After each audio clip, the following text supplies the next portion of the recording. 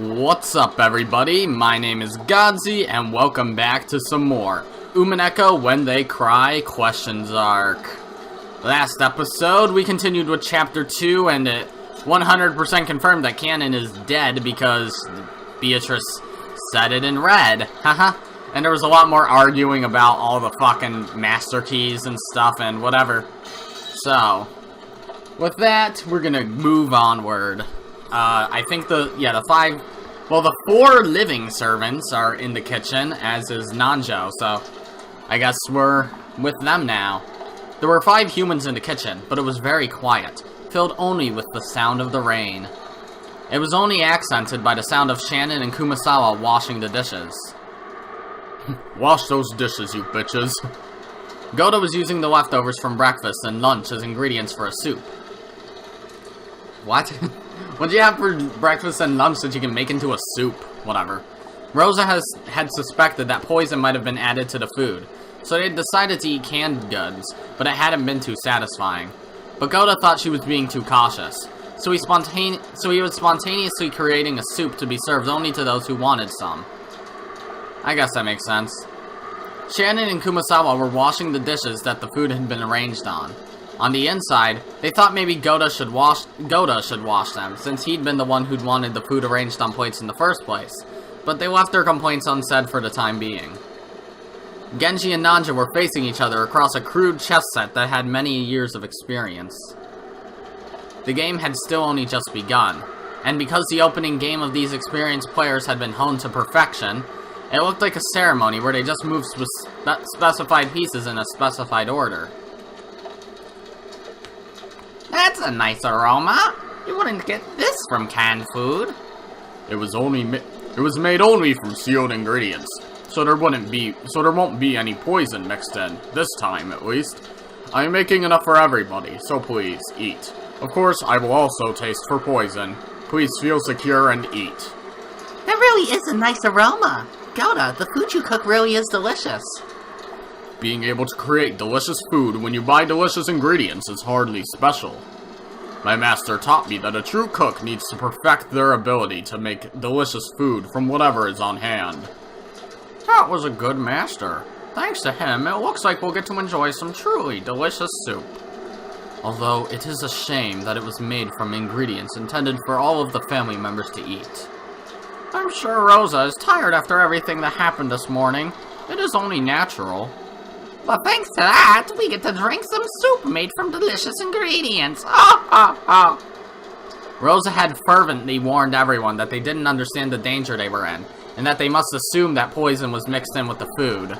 The mood at the time had led them to agree, but hunger wasn't something that could be swayed by a momentary emotion like that. Ironically, we've ended up with a soup that we normally wouldn't be able to savor. If possible, I would like to serve it to everyone in the parlor, but... Seeing that it would violate Rosa's instructions, you had best give up on that idea. It's enough that only those who want to eat it do so. Ha ha ha ha! Skillfully taking a breather when no one's looking is also an important skill for a servant, isn't it? When Kumasawa cackled, Shannon and Goda laughed too. It seemed that in this space, where only their fellow servants were gathered, they could relax quite a bit. Shannon didn't like Goda's occasional dishonesty, but she knew that there was no falsehood in his childish smile when he cooked, nor in his desire for people to enjoy his food. So even though it was a little aggravating to be made to wash the dishes, is that how you spell aggravating? I thought the second A after the R was supposed to be an I, but I guess not. She couldn't really hate him. However, they couldn't have dreamed that Rosa was calling them wolves in the parlor at exactly the same moment they were spending their time peacefully like this. Uh-oh. At that time, several of the servants heard a sound like something being dragged, and then a thump. Uh-oh. It seemed like the sound made by a servant outside the back door when they were carrying a mountain of trash bags on a rainy day. Or maybe when a servant was returning from work wearing a raincoat. So at first that sound didn't seem like anything out of the ordinary to any of them. But they soon realized. Right now... Oh fuck. Music. Right now everyone was either in the kitchen or in the parlor, so who could possibly be at the back door? As the servants all looked at each other, they checked to make sure that each one of them knew what that sound meant. How could it be? Well, Kanon's dead, so that just leaves Kinzo, but he wouldn't leave his study, I don't think. The servants knew the mansion's layout well, so they understood how incomprehensible it would be for someone from the parlor to actually go outside in this typhoon. Go all the way around and come up to this back door. Then was it Kinzo? They couldn't imagine that Kinzo, who never left his study, would dash out into the middle of this typhoon and come to the back of the house, where only low-class people ever entered or exited. That wasn't our imagination, was it? Ah! Shannon and Kumasawa drew close together, fearfully looking at the back door. Oh yeah, the human guest Beatrice, duh. Who is it? As Goda fearfully approached the back door, he called out, and his eyes flashed towards the butcher's knife that sat in the nearby sink. He didn't pick it up yet, because there was still a possibility that this was a member of the family. However, that possibility was impossible. There was no response from across the door to Goda's initial question. Maybe his voice had been so quiet that it hadn't reached through all the wind and rain outside. Genji. Yes? Yes. Stand back, Doctor Nanjo and the women. Who in the world could it be? Genji took a knife with a classical design from a stationery box placed near the chest. Christ! It was something to be used instead of a paper knife to open envelopes. It was something to be used instead of a paper knife to open envelopes for statements of delivery and bills. But it was still a knife, so the blade on it could injure someone. Genji hid it in his sleeve with a well-practiced motion. Then he approached the back door himself, giving Goda a silent nod. Goda cautiously approached the back door and slowly started to open it. And... oh boy. Is it Goda? Is it Genji? Wah! The shadow of a person suddenly shuffled into sight, landed on its knees, and fell over. Goda fell backwards onto his backside and couldn't get up. That human shadow was soaked with rain, smeared with mud, and drenched with blood. Wait, what? Wait, huh? Kanon's dead, though. Kanon? Kanon! Kanon. Are you alright? Doctor Nanjo. It was Kanon. His breath was feeble, and the puddles of mud he left were quickly drenched bright red. When Nanjo held him and turned him face up, there was a deep, gruesome wound right in the center of his chest, as though he'd been stabbed there by a spear or something. Even now, deep red blood poured out from there. What? What's going on? This is horrible! What shall we do? Get a first aid kit? A first aid kit? Kanon, place your hand against the wound. Please, push firmly. Let's carry him to the bed in the servant room. Everyone, please, lend a hand. Come now, Kanon. Please, hang in there a little longer. Hang in there. It'll be okay. So don't take your hand from the wound. At any rate, let us carry him to the servant room. Kumasawa, inform Rosa that we have found Kanon. Wait, not... wait. Is this wait. Not Rosa. Please wait. Kanon said, not Rosa. Not Rosa. Ha. Not Rosa. What do you mean, Kanon? This is no time for that. Let us quickly carry him to the servant room. Kumasawa, do not tell Rosa yet. We will do it after we hear the situation from Kanon. Yes. Eek. He had told them not to tell Rosa right after appearing in this state. This could only mean something very disquieting. An eerie anxiety rose to their faces. Problem is, we know Kanon is dead. And, hold on. Oh, yeah, it's... okay. Because you see, George is too tall. Battler is too tall. Maria is too short. It's Rosa disguised as Kanon. That's my guess, at least. Because Kinzo's also far too tall. And Beatrice... well... yeah, you never know. I'm just kind of throwing shit out there and seeing if it sticks to the wall, you know? Come now, everyone. Let us hurry and carry him. Quickly, quickly.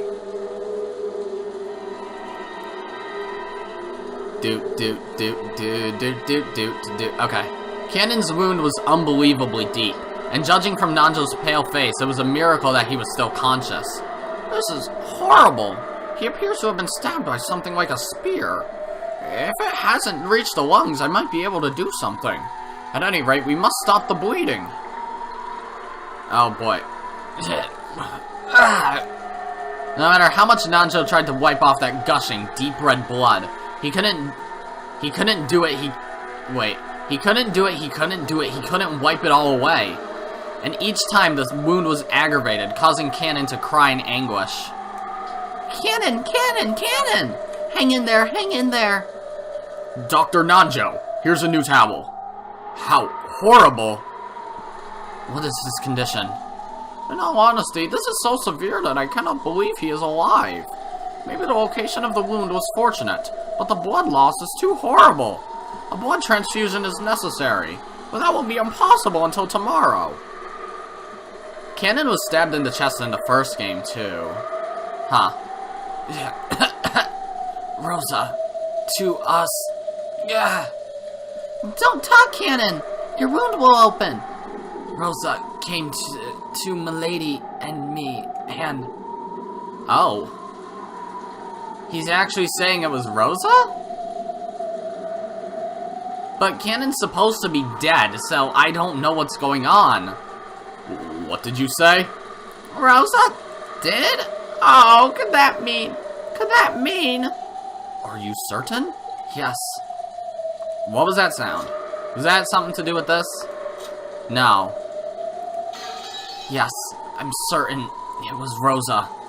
Come now, don't speak anymore. Kumasawa, please grab another first aid kit. Damn. Genji, is it possible Rosa did such a thing? I do not know. She does have a motive, so... Yeah, that's a thing. Disregarding Nanjo and Kumasawa, who were struggling hard and stained with blood as they tried to stop the bleeding, Genji and Goda faced each other. This could still be Rosa, couldn't it? I don't know. Because of what Kanon had said was the truth, Rosa was the culprit who killed Jessica. Curse you, Rosa. How could you do that to Milady? I'll kill you. I will kill you. Ugh! Kanon screamed even more hatefully. His hate-filled voice made it seem like he was seeing Jessica being harmed right before his eyes. But Kanon's dead. I don't know what's going on. Unless Rosa wants them to know that she did it? Like, maybe she's pretending to be Kanon for now, and Nanjo's an accomplice, like, faking the wound? I don't know. Because Nanjo would definitely know if the wound was fake or not. And since Kanon's not supposed to be alive, this is definitely someone disguised as Kanon. Meaning Nanjo would have to be an accomplice. So at least we figure out who the first accomplice is. Maria could be an accomplice too, technically speaking. And you can argue that most other people could, I guess. One of the servants, possibly. Yeah, one of the servants would have to be an accomplice, wouldn't they? Assuming that the culprit isn't a servant, one of the servants would have to be an accomplice, right? I mean, I don't know why there would be so many accomplices. Nah, whatever. Who's saying this? Certainly, Rosa may have had a reason to kill Milady. If everyone in the Ushiromiyas family were destroyed, the inheritance would all go to Rosa. If so, Batwar and George are in danger. Not only is Rosa holding a gun, but right now they're the only ones in the lounge. Genji, isn't the situation quite perilous? Uh-oh. Shannon suddenly ran out into the corridor. Her expression was complex and tragic, as though she didn't know what to believe. Does she not think it's Kanon? Shannon ran. To where? The inside of the mansion had been scrupulously cleaned? Okay, so it probably wouldn't be easy to find. She might find it if she searched the Rose Garden, but they've probably all been lost in this wind and rain. That's right, the boiler room isn't cleaned very often. If she went there, she might be able to find it. Okay. Shannon ran downstairs to find that in the underground boiler room. One of the stakes, or is it something different? Did some medicine take effect at the brink of death, or was Kanon finally beyond feeling pain? For the time being, at least Kanon's painful gasping had subsided. Nanjo apparently didn't view this as a very good sign, and he didn't let his eyes off Kanon for a second. Kumasawa firmly gripped Kanon's hand and kept encouraging him, so that the willpower keeping him alive didn't fade away.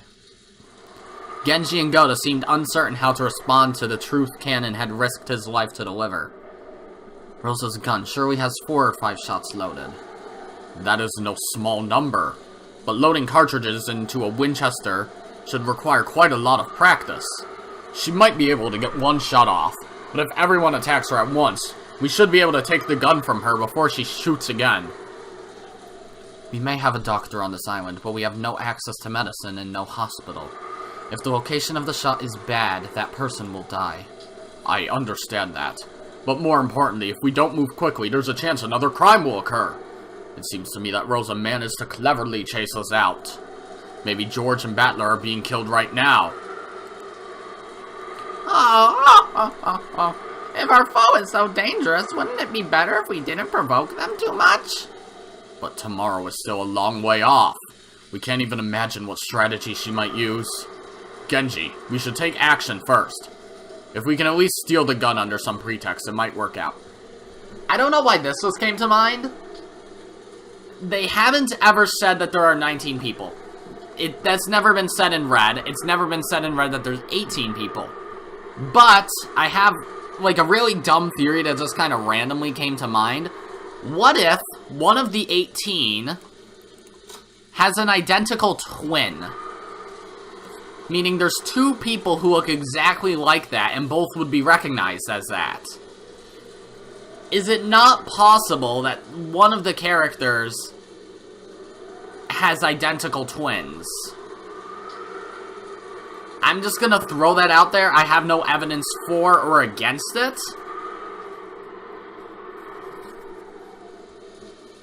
But obviously they wouldn't be known to everyone. That's the thing. So I feel like if anyone had an identical twin, it would be one of the servants.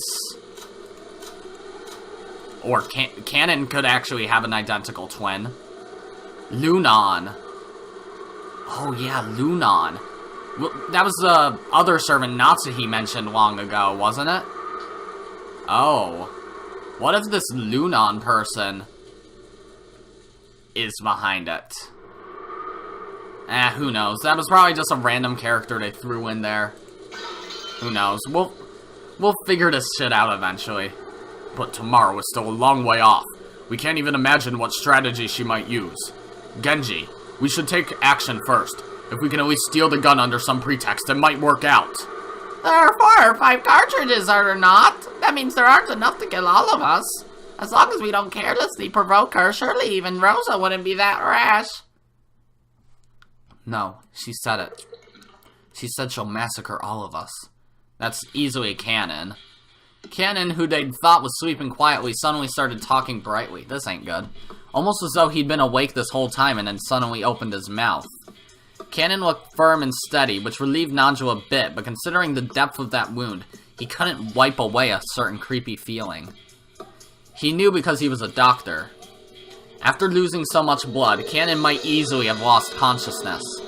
And yet somehow, he was still intensely aware of his surroundings. Was it youth? Or was it tenacity? Sometimes the power of human life surpassed common knowledge.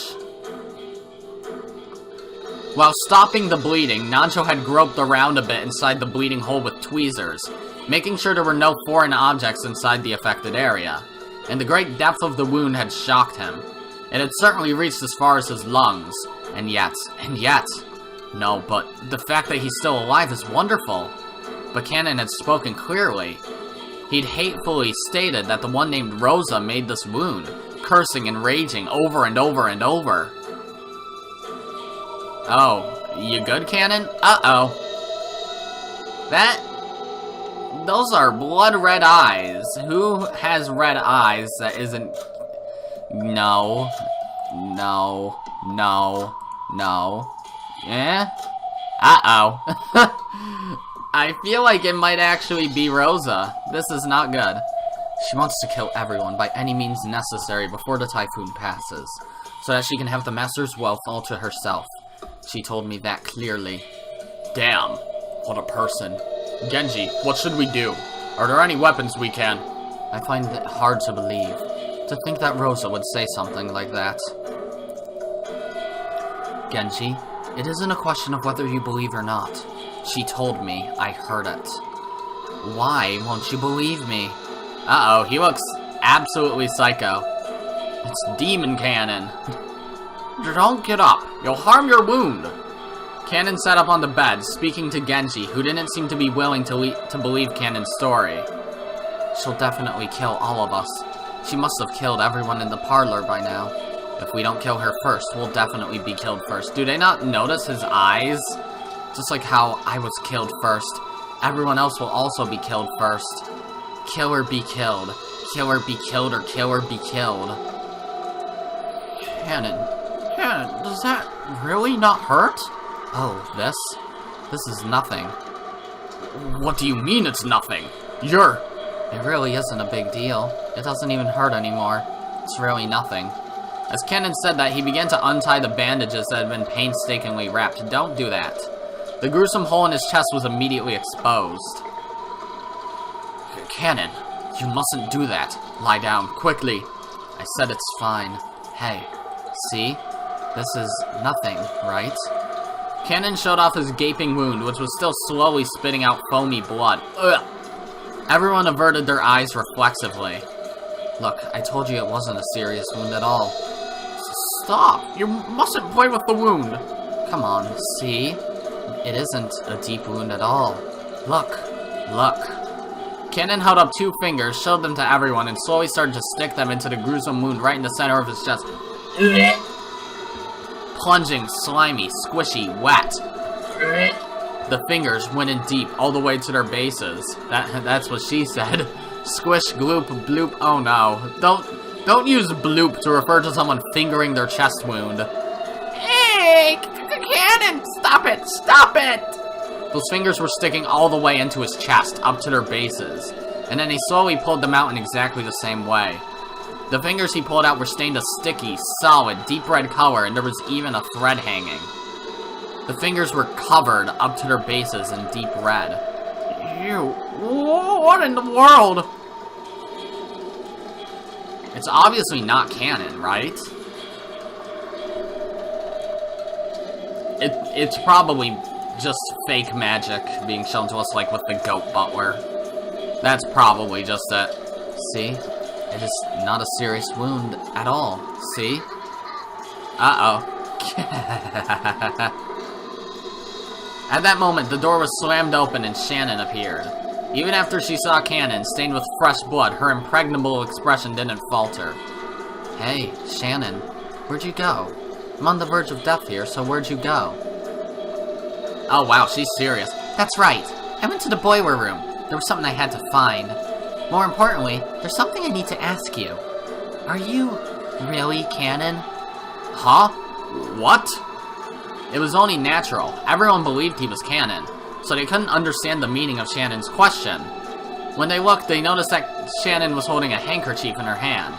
It was filthy and looked like it had been used to wipe up some trash or dust. And while holding that, she approached Kanon, drawing closer to his feet. What is that? It's a handkerchief with a spider's web wiped onto it. Why would you bring something like that? If you're Kanon, you should be fine. But if spiders are your natural enemy, I thought you might not like it. Hahaha. Are you kidding? Why would I hate spiders?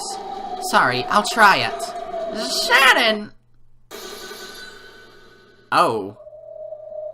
When Shannon brought that handkerchief close to Kanon's thigh, something happened in an instant. It happened all at once. The human eye couldn't have followed it. That was purple. Kanon jumped like a wild goat, fleeing from the thing Shannon was holding. Then from his arms, some kind of afterglow flashed purple and drew a curve through space. It's a goat butler. Fucking really? That arc, which drew 3 beautiful purple curves, traced across the throats of Nanjo and Kumasawa, who had been tending to him. Uh-oh. And in an instant, Nanjo's and Kumasawa's throats opened like gaping mouths, and then the blood really started spewing out. The 3rd purple curve should have traced across Shannon's throat, but Shannon wasn't there. Because Genji, who had been behind her, had wrapped his own arm around Shannon's neck and pulled her back. This all happened in an instant. In the instant it took Goda to think fast in an attempt to understand the scene, The frozen moment in time shattered. Oh, Christ. This is not good. Blood was gushing from Nanjo and Kumasawa's torn open necks. Kanon jumped and kicked off a picture frame that had been hanging from the wall behind him, springing forward just like a cat and aiming for Shannon's throat again. But Kanon's target once again disappeared from in front of him, because Genji had pulled Shannon again, and the two of them had fallen to the ground in a defensive crouch. Who's talking? Oh, it's Kanon. Nice reflexes, you senile old furniture. Goda. Oh! Even Goda was no fool. Even if he couldn't fully understand what was going on, he at least realized that if this Kanon wasn't seized, his own life would also be in peril. He sprung at Kanon with his huge body, pushing him up against the wall with all his weight and physical strength. Good job, Goda. Oh. Whoa! Let go, fat ass! Another purple curve was drawn from the tips of the fingers on Kanon's right hand. And there goes Goda. And when he raised that hand like a sword, aiming for Goda's back, there was a loud thunk. Because Kanon's raised hand had been pinned to the wall, he couldn't tear his palm away from the wall. Sticking out from it was the knife Genji had thrown. Oh, he didn't hit Goda? Under normal circumstances, it would have been surprising to see someone as old as Genji handle a knife so skillfully. But in this abnormal space, no one paid it much mind. Genji, take this! Indeed. Genji took the handkerchief with the spiderweb stuck to it from Shannon. As he approached Kanon, who was pinned to the wall by Goda's massive body and the knife... Stop it! Keep that away from me! Stop it! Stop! What's going on? What happened? When Genji pushed the handkerchief up against Kanon's face, there was a sound just like setting meat on a red-hot iron plate. Of course, the smell was the same too. As he was horribly burned, festering in filthy red and black and crying out in his death throes, Kanon's body burst open and scattered. It was almost so a balloon filled with gold leaf had popped. The entire servant room was completely buried under a storm of gold leaf. No, a cloud of gold butterflies. Is Goda still alive? Nanjo and Kumasawa are totally dead, but... does it show? No, it doesn't. Those butterflies began to softly fade, as though into water, or rather, into the empty air itself. And afterwards, all that was left was the three survivors. Okay, Goda's still alive. The three survivors sitting on their butts, stained with blood. However, not everyone was merely stained with blood. Some of them were lying on the ground, spurting out blood themselves. Kumasawa! Doctor Nanjo! Slits so sharp, they looked like they'd cut your finger if you touched them open wide, and large amounts of blood kept pouring out. What was that, just now? Goda, have you been injured? I am fine. But what did we just see? What happened? I know I pushed that thing against this wall with my own hand, but even I cannot understand what happened. Goda looked at his own hand. The bright red blood left from his scuffle with Kanon definitely remained. And yet Kanon was nowhere to be seen, because he had disappeared. He had transformed into gold butterflies and scattered. Goda kept screaming alone, without a clue about what was going on. Shannon sobbed in front of Nanjo's and Kumasawa's remains. Okay, so they are dead. Oh, Christ. Died in the servant room. His throat sliced open by a sharp blade or something similar.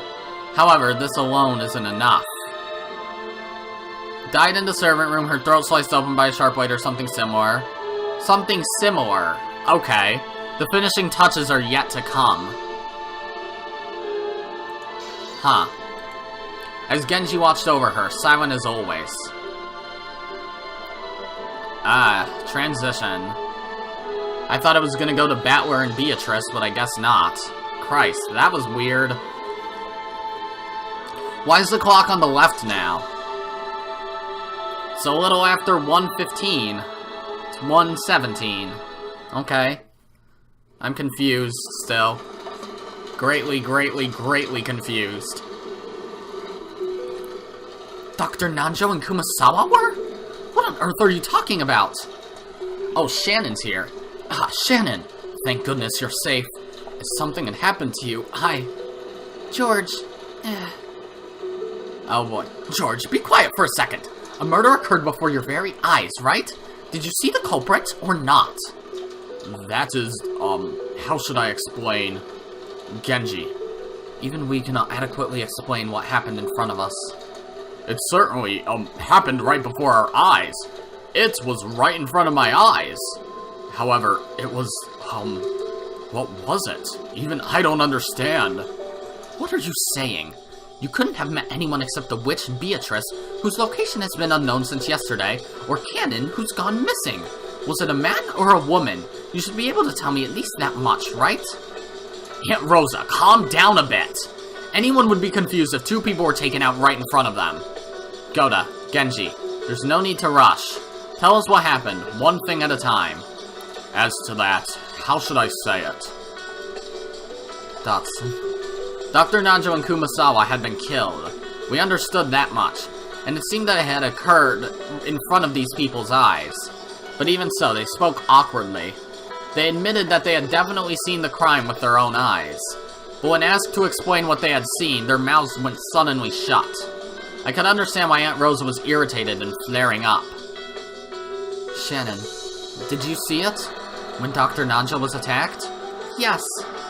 Tell me, just what you understand. What in the world happened? Someone came to the back door. That's right. Someone came up to the back door. Then, wondering who it was, I opened the door. Someone at the back door? Who was it? Let them finish. And after that, that person was stained with blood and had a large wound. We carried that person to the servant room, and Dr. Nanjo immediately began first aid. It was a very deep wound. Like I said, who are you talking about? I don't know. Certainly in the beginning I thought that was the case. No, I still think that. But what in the world was that? I don't know. In a manner that didn't match his large body, Goda held his head and scratched at it. I didn't have a clue if he was confused because he couldn't remember, or because he'd seen something terrifying and couldn't accept it. And Shannon looked the same way. If she let her guard down, what she'd seen just a short while ago would quickly melt away like a daydream. And she wouldn't be able to remember anything. That's what she looked like. Only Genji looked composed as usual, so the questions were naturally directed at him. However, even Genji took quite some time before he spoke, and he had to gather his thoughts. Genji, you saw it, right? Who came in through the back door? At first, we believed that person was Kanon. You see? He was alive after all! My theory was correct! By at first, you mean your impression changed later, right? Yes. I cannot explain with words what happened after that. He killed Dr. Nanjo and Kumasawa, then disappeared. At that time, he was definitely not Kanon. Yes, that's right. It's just as Genji says. You really couldn't explain it with words. Obviously, it's not Kanon, because Kanon is dead. He's been dead, so, yeah. Do you have the same opinion? Yes, I can only say the same thing. If we give their claims the benefit of the doubt, it means that Aunt Rosa's first conclusion was correct. Kanon had appeared near the back door. Okay. Kanon had appeared near the back door to the kitchen with a serious injury. Then he had been taken to the servant room and cared for. And after that, something terrifying had happened. So were these people so convinced that Kanon couldn't possibly have done such a thing, that they started to suspect whether it had even been Kanon at all? In other words, that means Kanon did appear. No matter how confused they are, no matter how they muddle their words, that's what it means in the end. So does that mean that, after all, Kanon used some trick to escape that room even though it was locked? No, that doesn't even matter anymore. The real problem is that Dr. Nanjo and Kumasawa were killed. Aunt Rosa has claimed that Kanon was behind this from the very beginning. No matter how confused these people are, no matter how much they try to deny it, they're halfway confirming that she was right. But even so, for some reason, I felt like their awkwardness couldn't be explained by confusion alone. What did they see? Like they said, did they really see something that couldn't be explained with words? Huh. Aunt Rosa, who decided that further talk wouldn't get us anywhere, concluded her questioning and said she wanted to check the 2 bodies. That was something I'd been wanting to do too. The witnesses had been unable to figure anything out, but they'd been shaken. If those of us who hadn't been at the scene calmly looked at the corpses, we might find something. But it was a little surprising to learn that Aunt Rosa was also concerned about the bodies. Even at this point, I still wanted to use any clues I could find to expose the culprit and the truth myself. But it should have been different in Aunt Rosa's case. Hasn't Aunt Rosa prioritized staying safe over finding the culprit? I couldn't really see why she would go to all of the trouble of leaving our barricade in the parlor just because she wanted to check the bodies. We will all go to the servant room together. If we all move together, it'll be safe. Maria, stop playing with scribbles. Not scribbles. I'm solving Beatrice's puzzle. Beatrice's puzzle? What's that? Show me too. Aunt Rosa, are you, bringing Maria too? It seemed that George was against the idea of bringing Maria to the bloody crime scene. The bloody crime scene? But considering that Maria would be all alone if I left here, it'd surely be much safer to bring Maria with us. If left here, rather. In the end, it was just George's irresponsible humanism. We decided that all of us, including Maria, would go to the servant room. Okay. The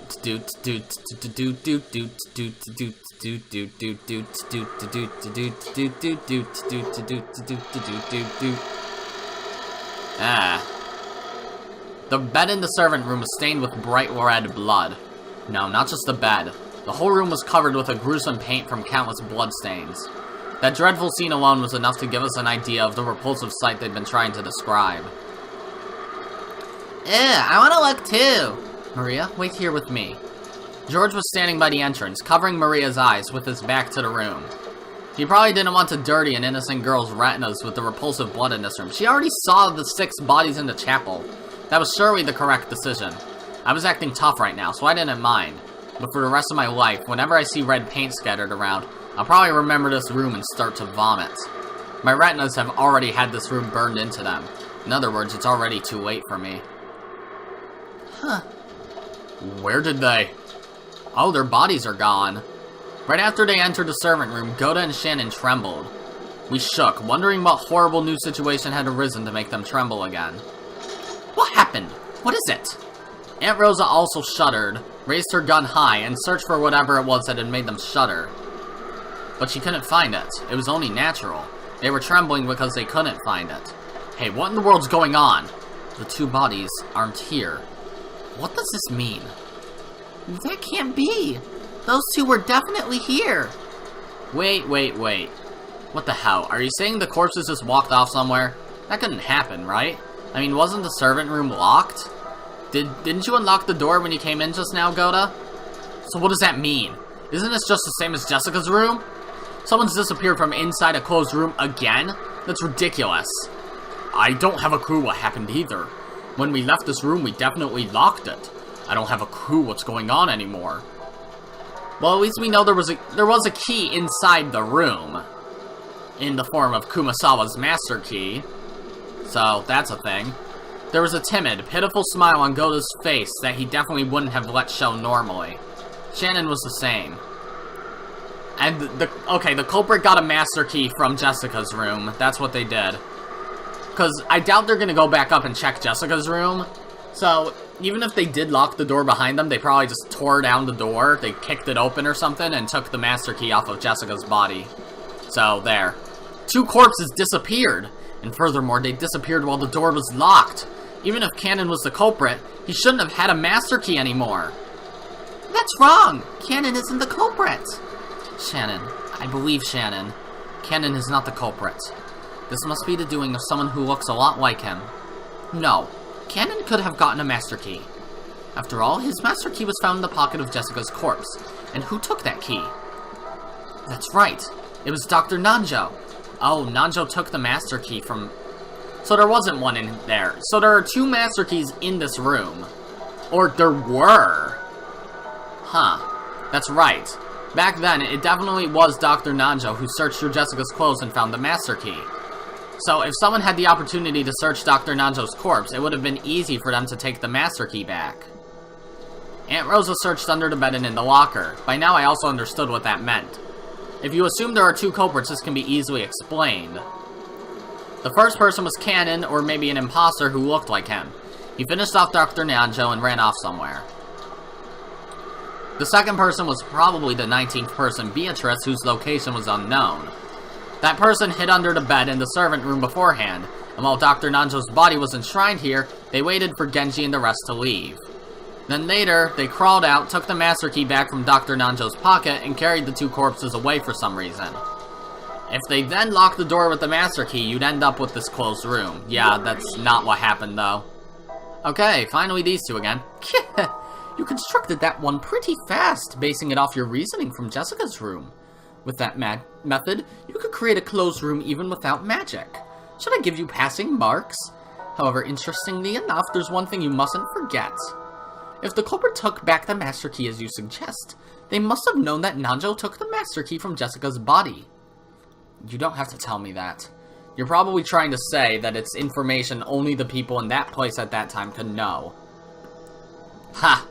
This third closed room was crushed so fast that you're stuck trying to make hurtful remarks like that. There's no art in repeating the same content over and over. I may have managed to bluff, but that move of the witches hurts bad. I can tell that I'm cracking under the thing I want to deny the most. This person's trying to close in on me from two directions. On the one hand, there's the frontal attack where she tries to force me to believe that there's a witch using closed room tricks that only a witch could do. And on the other hand, there's the rear attack where she tries to lure me into wanting a witch to exist, by strengthening my suspicions of those close to me. In the first closed room, the chapel, she used the frontal attack, but it didn't work on me. So by the second closed room, and now on the third closed room, she's definitely changing the direction of her attack.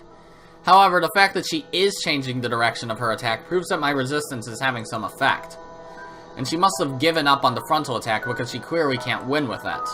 I tried to settle my unease by thinking these things. But apparently the witch had seen through me long ago. I will not abandon my frontal attack. A rear attack only has meaning because it advances at the same time as the front. If I were to degenerate into only using the rear attack, it would merely result in a foolish plan where my means have become my goal. Really? Well then, won't you repeat someone was hiding in the servant room using that red you're so proud of? There is no need. The premise of your theory is about to be destroyed. Oh really? You refuse? So someone really is hiding. Rosa will destroy your premise right now. Come, let's listen in. Uh-oh. Alright, what are you gonna say, Rosa? Please believe us, Rosa. The two corpses were definitely lying here. The bright red blood on the floor is theirs. Aunt Rosa began to search through various objects around the room. Her back to Godzi as he cried out in supplication. However, she found something, and for a while stopped moving. Rosa, we definitely aren't lying. The two corpses were definitely here. Be quiet. The person who hid the corpses has confessed that they took them to another place. With this. Rosa showed them a single sheet of paper over her shoulder. What on earth is that? Could it be a letter in a sealed envelope, just like in the chapel? Yes, that's right. It was set here out in the open. I'll read it. Oh, that. Members of the Ushiromiyas family and its household. Have you now reached the climax of the riddle of the gold's epitaph? There's only one way you can all stop me, by solving the epitaph's riddle. There are no other options left to you that will result in the suspension of my ceremony. I humbly ask that you take care not to misunderstand your current situation. Searching for me will prove useless. Attempting to escape will prove useless. Trying to deny me will prove useless. That's my line! Beatrice the Golden. P.S. I borrowed those two corpses for my ceremony. They will be returned to you in due time, so I crave your indulgence. Also, these keys belong to you, so I return them to you now. The keys were left in here. Oh shit. As Rosa read that aloud, the contents of the envelope lay exposed on the palm of her hand. There were two master keys. Ah, fuck. I don't know what's going on. The master key that Nanjo had found in Jessica's pocket, which had originally been Kanon's and Kumasawa's master key. What the hell? So what does that mean? Damn you, again? You're saying I can only suspect the servants with keys again? I won't say it in red, okay? I won't deny the possibility that after they locked the door and left, someone was hiding in this room, okay? If they hid under the bed, it still would have been possible for them to carry the corpses somewhere, but they wouldn't have been able to lock the door. The master key they went to all that trouble to get was left right here. That's right, I'd forgotten. What about the keys specifically for this room? The servant room keys. Ah, indeed. Those are kept in the key box in the center of the servant room. There are several servant room keys, but all of those are inside the key box. What about the guest room, the guest house one? Which means the situation is exactly the same as Jessica's room. It's not like the servants would walk around with an unnecessary key when they have those convenient master keys.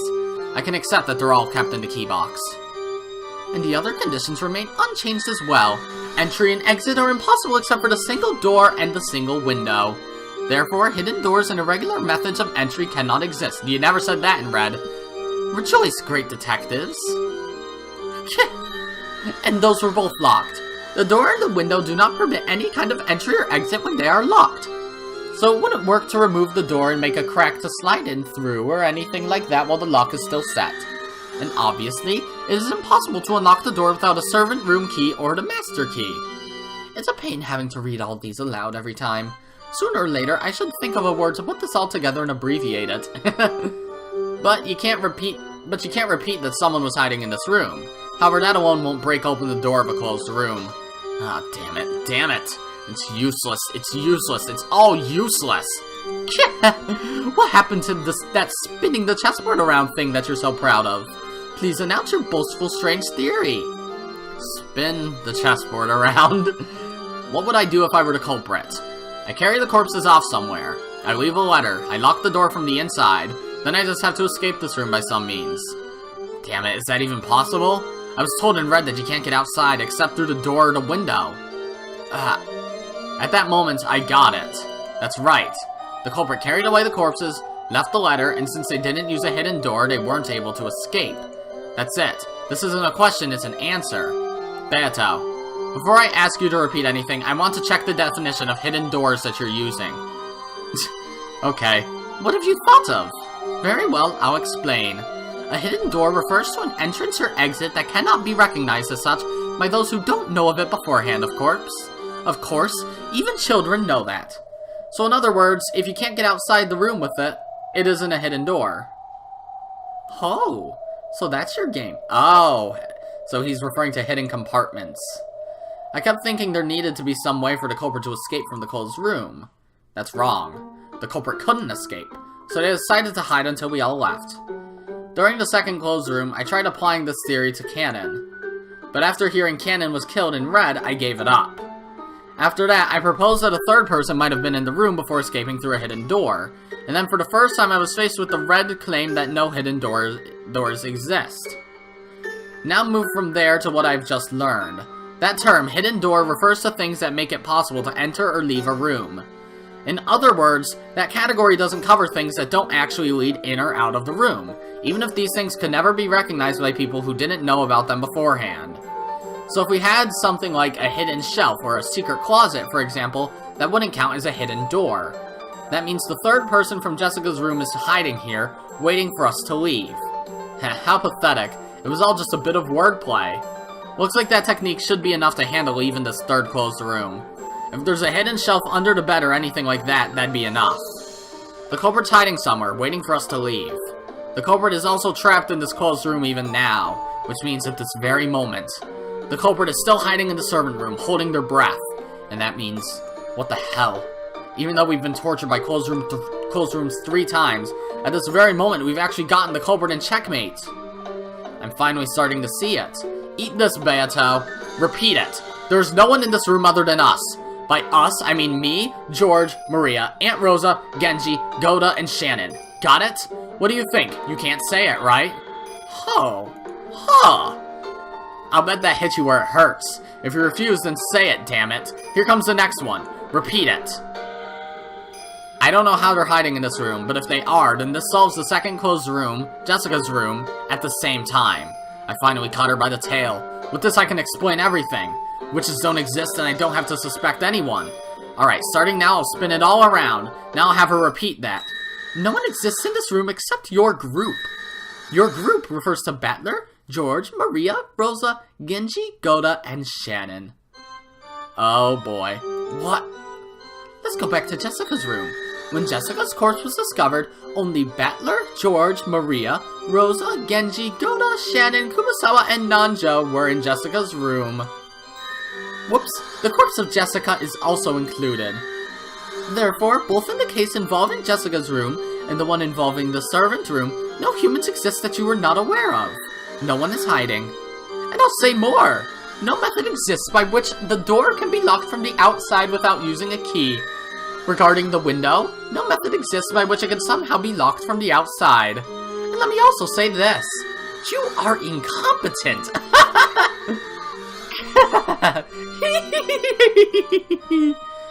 Dumbass. So, it's really a closed room, isn't it? And just when I'd finally managed to think of a way out. If you were hiding, that would fit everything. Just when I thought I'd broken through to your trick, damn it. But what's the definition of this room? Does a secret compartment...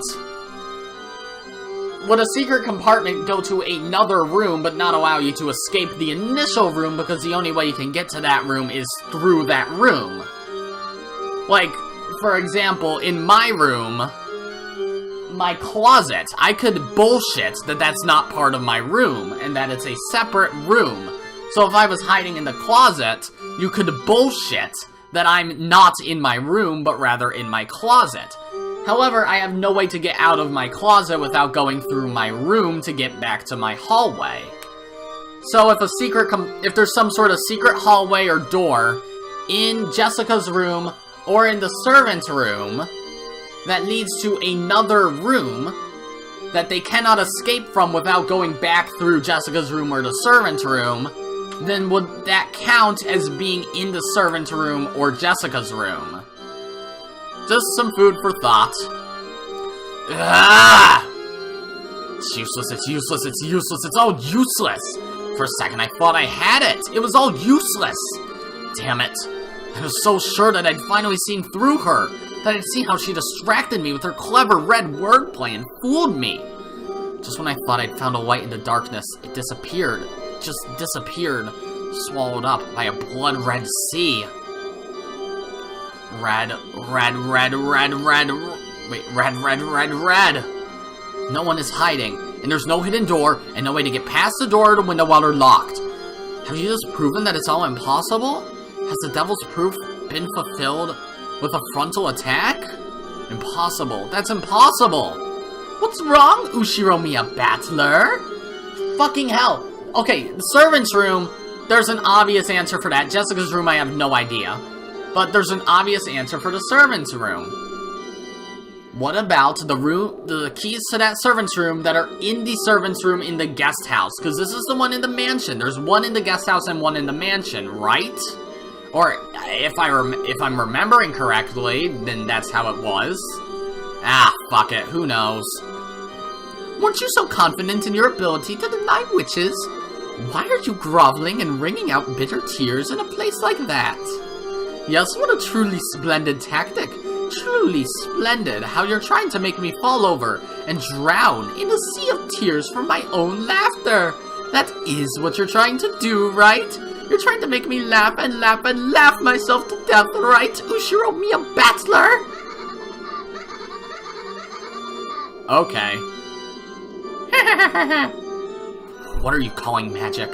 I'll definitely prove that witches don't exist. I definitely won't believe in you.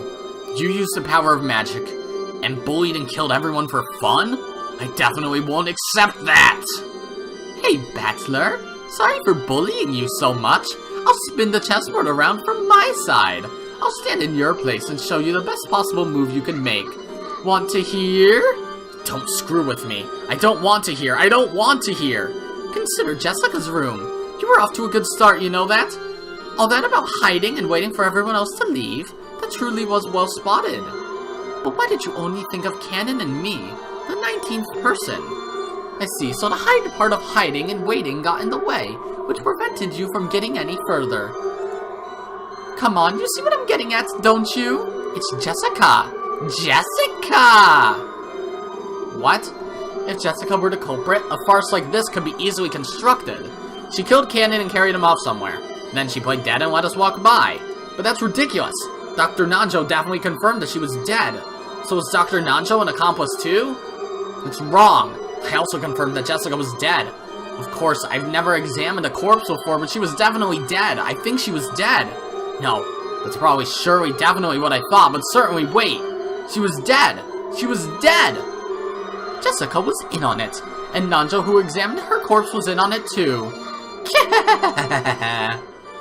That makes the third closed room a farce, doesn't it? Yeah, then it's simple. Dr. Nanjo was in on it, so in other words, he's on the culprit's side, which means he was never dead in the first place? We thought his body disappeared after he was killed, but what if he was never in the servant room to begin with?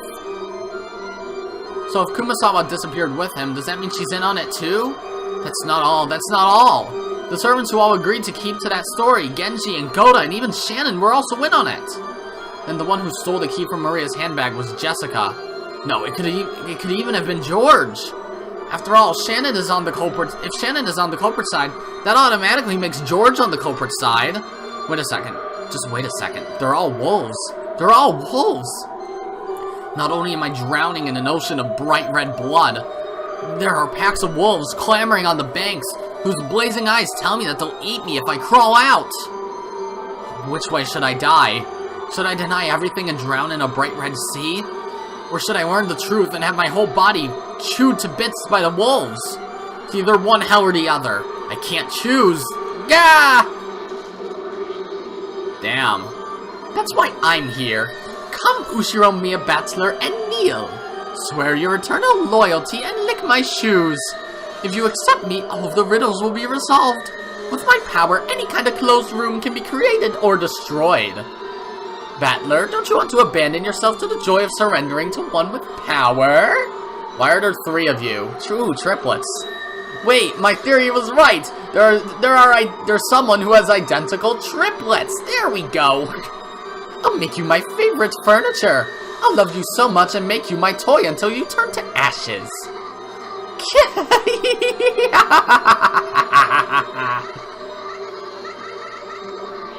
Fucking really? Let's calm down now, please. Damn. Okay, yeah, we're gonna end this episode here, because what the fuck happened?